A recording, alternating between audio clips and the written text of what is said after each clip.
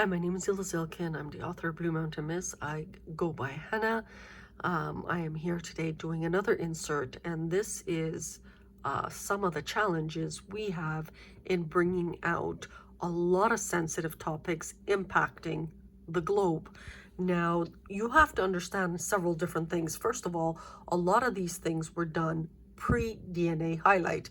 Today, like I said, we have a ballpoint pen. It's not a big deal.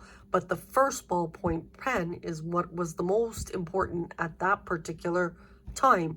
When Hanna wrote about the Alaskan levee break, the whole planet sort of went dead silent because they knew there was going to be major problems, to the point that her life was practically spent 12 years under interrogation.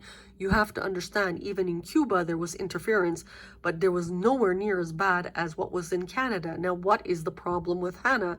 Hanna fits perfectly in every part of the globe, every single part. And she refused to drop the title of Negro and drop the title of being born into the Muslim faith, which caused another stir amongst Jews because she changed the etymology of Canada and the etymology of Jerusalem, or her journal did.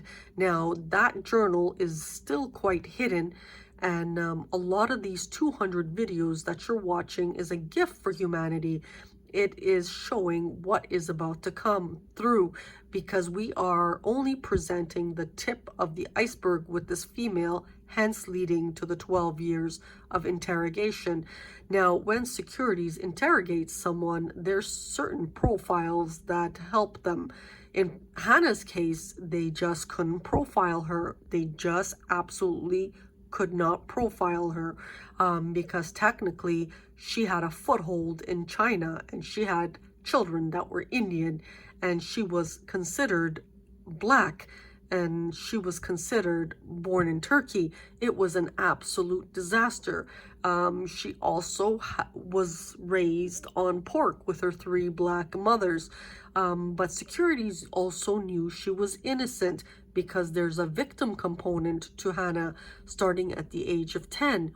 Now, it's one thing if you're wealthy, you're always cautious, but if you are raised by 3 black mothers and you are living in metro housing, you are not aware of any threats. You're just completely nonchalant, going to work, trying to do better for humanity.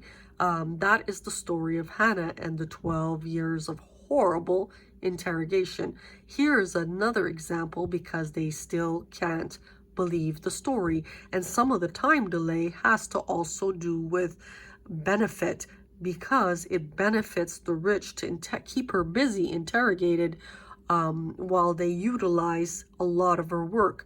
So for example, going back to that example, today, all her life, not all her life, but in the last 20 years, Hanna has lived in Northern Ontario. We have gray squirrels, we have black squirrels, nothing else. And we have our woodland chipmunks. Well, today there was a bright red squirrel. It must be Turkish. That's the way Hanna sees it.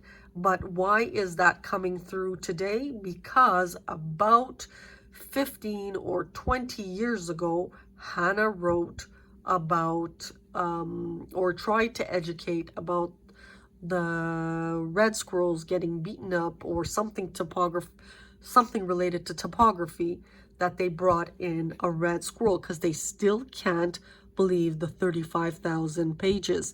So that is where we are today. And we are hoping you can support it. It's been very, very long. One female, one interrogation, and just continuous day in and day out. And it's almost like it's better at one particular time for Hanna to just be the thief, pay securities off, and just continue. That would be, but no, Hanna is proper and moral and told them to fuck off. So that is where we are today.